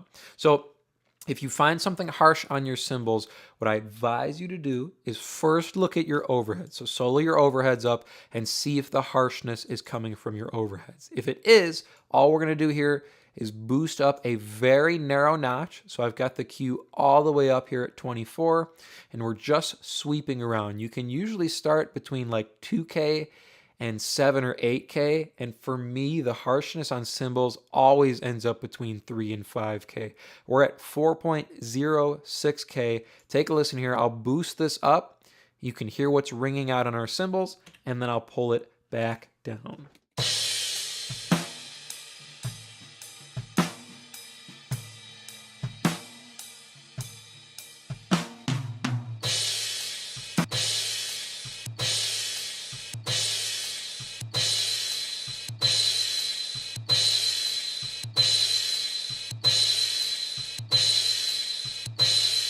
Right there, so you can hear it's one frequency that's ringing out on our cymbals that's making them sound harsh and that's making them sound piercing. So let's take this back to 0 here. I'm going to keep this loop going. I know it's a little bit annoying, but I'm going to keep this loop going, and I'm going to start to notch out that one frequency on our overheads. Listen to how it smooths out this cymbal, this crash hit here.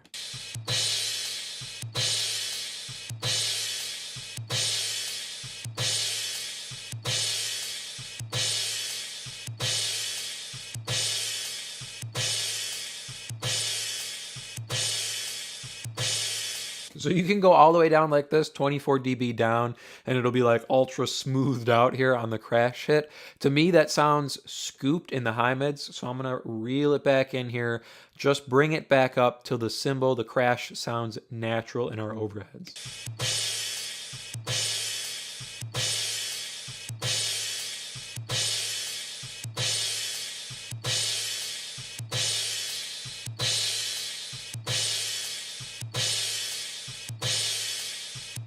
Gives us that extra level of polish and smoothness on our crash hits here now. So let's throw this back inside the entire mix. I'll keep this one loop for just a second, and then we'll go back to this intro section. So here's our overheads back inside the context of the drum mix, and I'll A-B this one narrow little EQ cut one more time.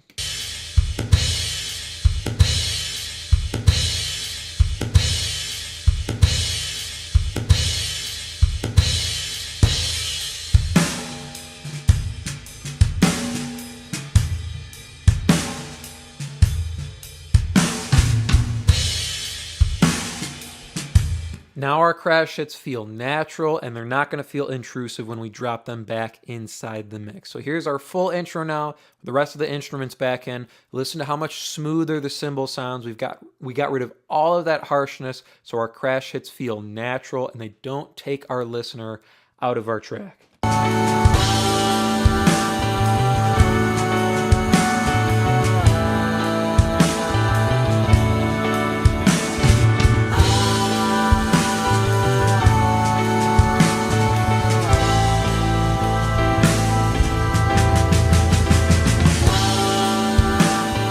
Now, the reason I said to start with your overheads is because it doesn't always end there. And I have another example pulled up here where the harshness from the cymbals wasn't coming from the overhead. So I'm going to flip over to a second session here.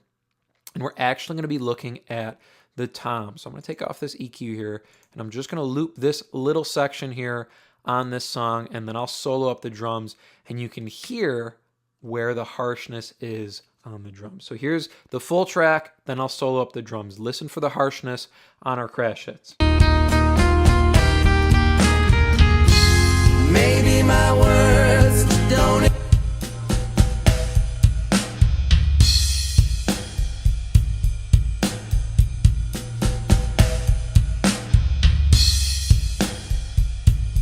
You can hear it, the crash hit feels really, really focused, and it feels like it's coming from one spot rather than a full kit picture. So if I solo up our overheads, you're going to find that the harshness really isn't coming from here.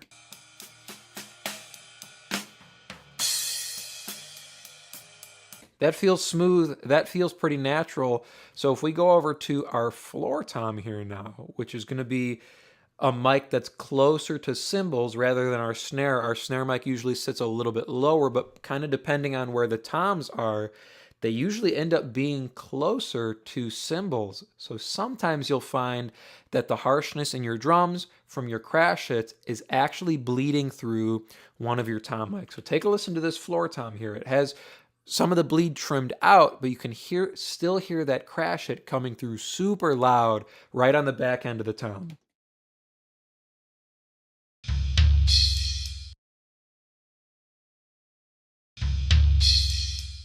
You can hear that cymbal hit actually kind of comes through louder than the actual tom hit. And if we mute out our tom, so here's our same drum fill, just without our floor tom now.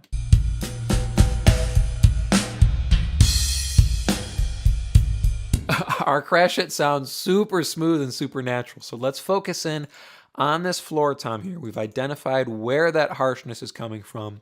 Now we want to get rid of it. I've got two notches going on here on this floor tom. I've got one at 4.3K and then one at 4.38K. So there were two frequencies that were ringing out in particular on this floor tom that were contributing to that harshness and that exaggerated piercing sound coming on our crash hit. So take a listen without this EQ and then with it in. We'll zone in a little bit closer on this floor tom, just so we don't have to hear a whole bunch of silence. So here's our floor tom without these two cuts and then with.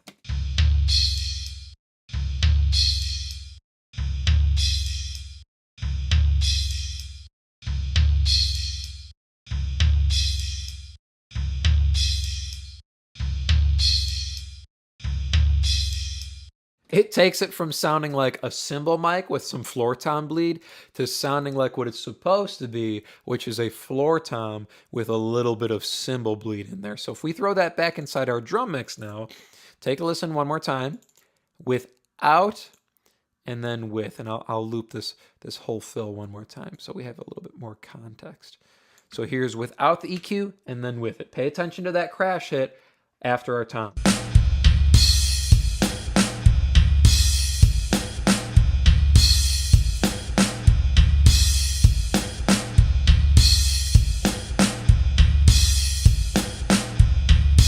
You can hear we drastically smooth out and bring down the edginess and the pokiness of that cymbal, but we leave the floor tom pretty much unaffected because we're keeping our cuts so narrow here. So let's review. We'll jump back to our other session here and look at our cymbal hits.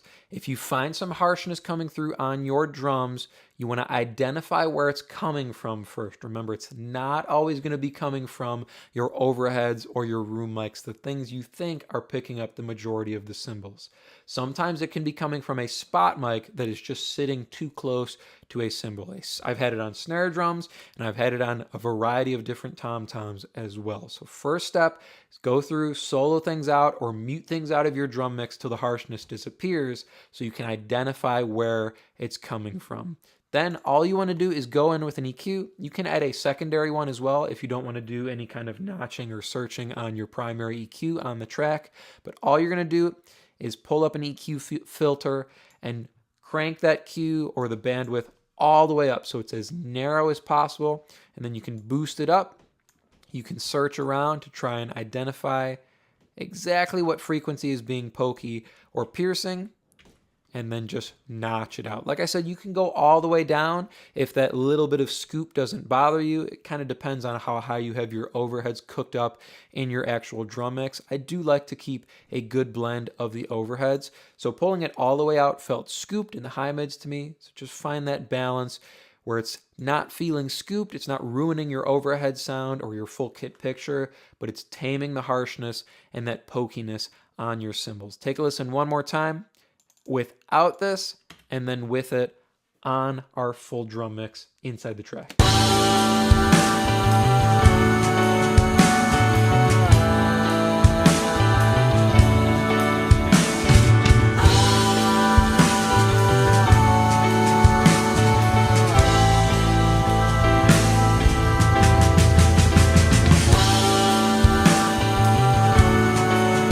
One simple, easy EQ filter to get rid of any harshness, any pokiness, or any edginess coming from your drum mix. So identify where it's coming from first, whether it's toms, overheads, or your snare drum, and then pull in a very, very narrow EQ filter to find that harsh frequency and notch it out to smooth out your drum mix. Today, I'm going to show you how to EQ kick drum in 3 easy steps so you can get more punch and more clarity out of your kick drum mix. Let me start here, as always, by showing you the kick drum inside the finished mix, and then we'll hone in on the drum mix, and we'll go even further and hone in on just the soloed kick drum by itself, so you can hear what our finished kick drum is sounding like in all of these different phases of the mix. So here's our finished mix for this song, and we'll go in and solo in on the kick drum.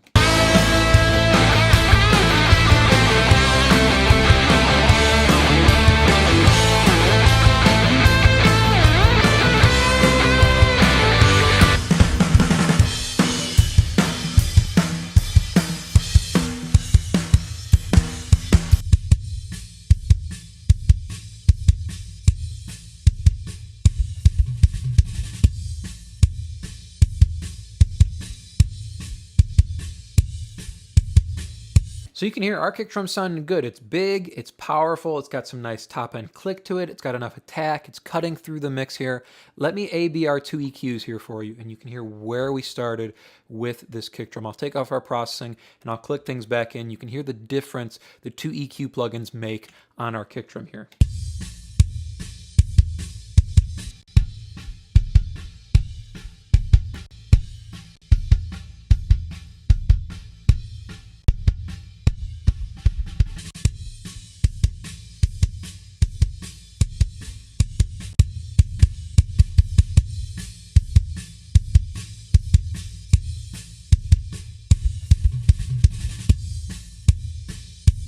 All of our clarity and all of our punch on our kick drum is coming from just these 2 EQ plugins. So let me open up this first one here. I'm going to actually just deactivate this last one. We're going to look at this first EQ to start, and I'll take off all of our moves here on EQ. We're just going to start with this high pass in the bottom end. For me, the first step when I'm EQing kick drum is always getting rid of any frequencies that I don't need. That means attacking any problem frequencies to start before anything else. So in the bottom end here, I like to roll off anything that we don't need sub-wise. If there's any kind of build-up, if there's any kind of rumble on the kick drum, I want to roll in the high-pass filter just a little bit here to tighten up the bottom end frequency. So I've got it rolled up to 37.2 hertz here, 12 dB per octave slope. Take a listen to what this does without the high pass in, and then I'll kick it in. Listen to how it focuses our sub area and focuses our bottom end energy.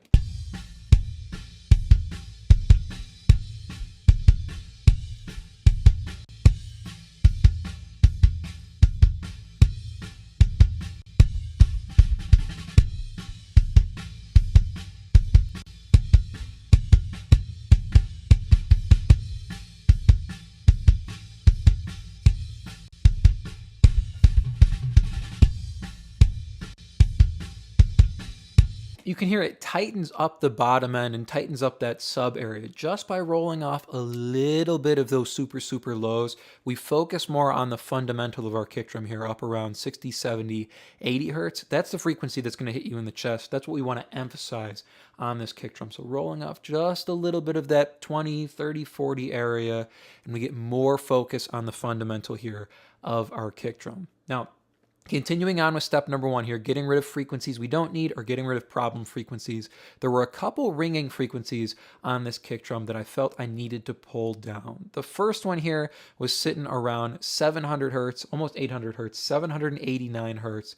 All I'm doing here is I've got the Q cranked all the way up as narrow as possible, and I'm just pulling that out all the way, negative 24 dB here. So I'll click play, I'll boost this frequency up so you can hear the ringing I'm talking about, and we'll pull it back down. You can hear how it just cleans up the mid-range on our kick drum a little bit.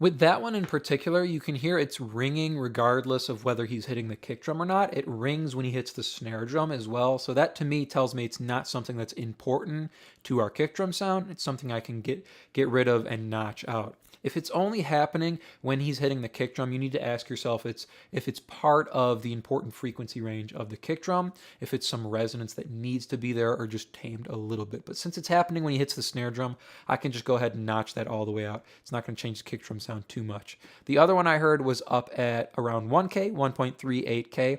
Same thing here. I'll hit play. I'll boost it up so you can hear the ringing, and then we'll pull it back down.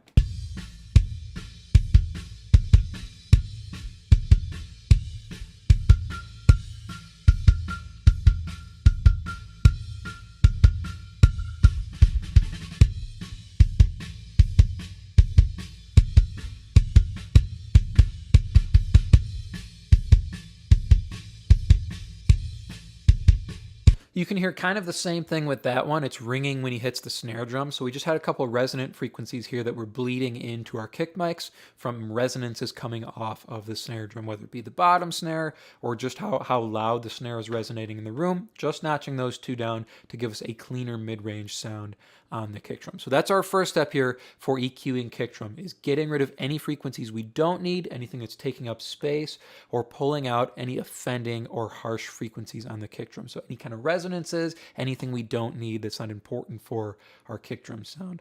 Now, after I get anything pulled out that I don't want on the kick drum, that's when I like to throw my compressor in. I like to get rid of any frequencies that are building up or anything we don't need before I start clamping down on the kick drum with a compressor. And I'll show you that briefly. This is just doing about 8 dB of reduction on our kick drum.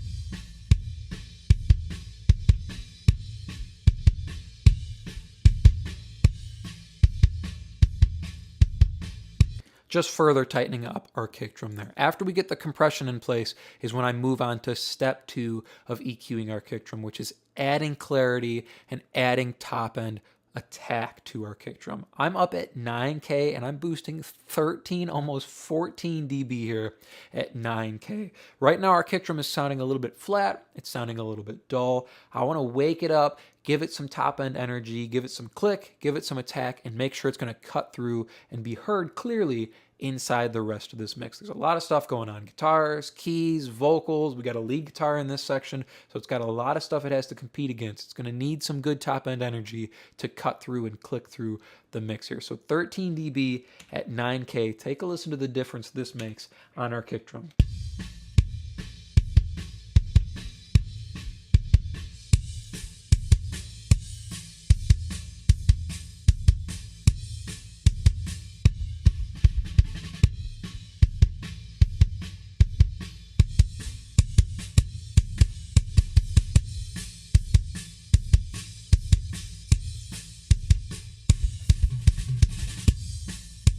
That's the beater attack we were missing on the kick drum, to make sure we can hear it clearly and that it cuts through everything else going on in this track. I'm gonna do this one more time and I'll A-B this EQ move. But even visually, you can see without this top end boost here, you'll be able to see our kick drum starts to kind of roll off at around 5K, and there's not a lot of top end punch or a lot of top end attack that's gonna help our kick drum feel important and feel like it's driving this track forward. We click this in, suddenly we even out the top end and give the kick drum a whole bunch of top end energy that's going to be heard inside this track. So one more time without it. Visually you can look and just listen to what it does to the top end.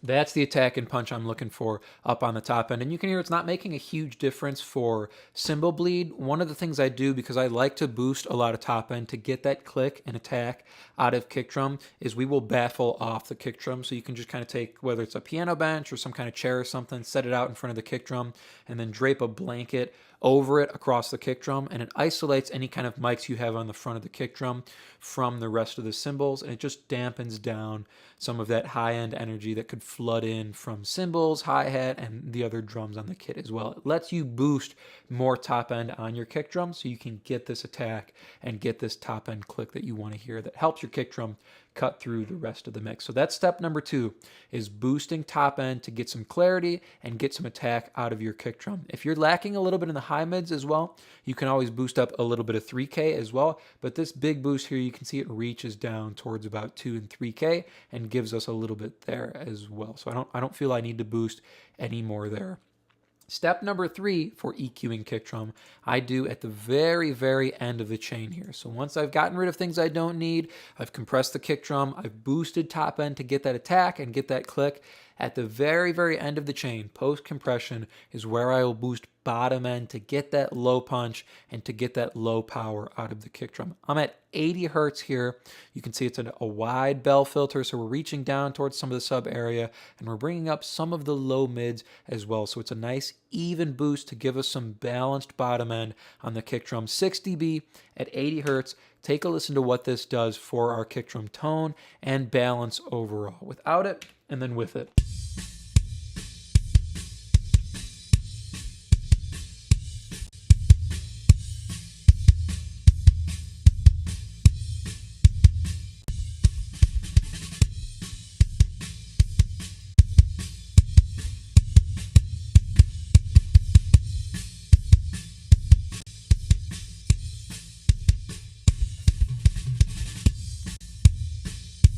Right off the bat, you can hear it's a huge volume difference in and out with this 6 dB boost. It's nowhere near as subtle a volume change as the extreme like 13 dB boost here. You can get away with boosting more top end without changing the volume as much.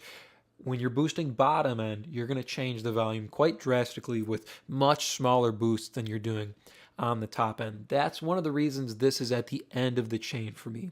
I don't want to boost a whole bunch of bottom end and then jack up the volume going into the compressor and just really squash the kick drum overall. I want to do this at the end of the chain. Post compression, once the kick drum has been evened out volume wise, that's when I want to bring up the bottom end. The other reason is once we compress it, our kick drum is sounding pretty even. So we're going to boost up bottom end that is more controlled and more even overall. So take a listen one more time here with this bottom end boost. 6 dB at 80 hertz, focusing on this fundamental area. Listen to the low end punch and the low end power we bring to this kick drum.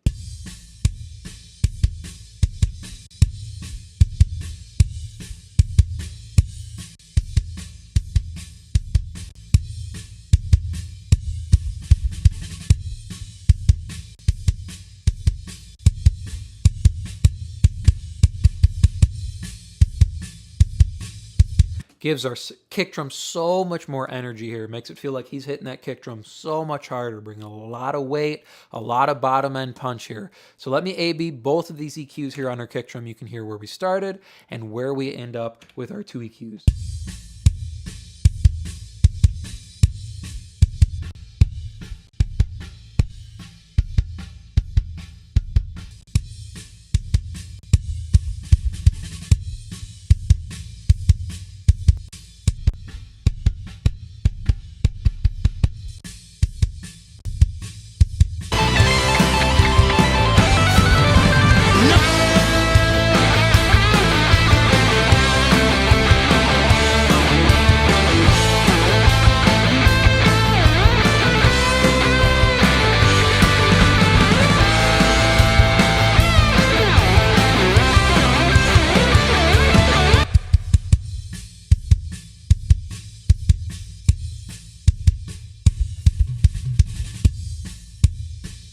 3 easy steps to EQ kick drum. Remember, the first thing we're doing here is we're getting rid of any frequencies we don't need or any offending frequencies in the kick drum here. For me, I'm rolling off a little bit of sub area to focus and tighten up the bottom end. And then there's a couple ringing frequencies that are coming through from resonances off the snare drum. Those were a little bit pokey, a little bit harsh, so we're pulling those down to clean up the mid-range here on the kick drum. Step number 2, remember, after we get the compressor in place, we're coming back to this first EQ to boost top end, to get some clarity, to get some attack, and to get some top end click out of our kick drum to make sure it cuts through everything else that's going on in the mix. Last but not least, post-compression, step number 3, we are boosting bottom end to get some low end punch and some low end weight out of our kick drum to make sure it feels big inside the mix. I hope that was helpful for you if you are looking to go a little bit deeper into the mixing process in its entirety and really start to hone your workflow as an audio engineer. Then I have just the tool for you, and it is completely free. It is my 7-step mixing checklist, and it's just a simple PDF guide that will walk you through the entire mixing process step by step to help you get professional and radio-ready mixes without any more of the guesswork. Completely free to download, and you can get access to that by clicking the link below in the video description. Thank you so much for watching, and I will see you in the next video.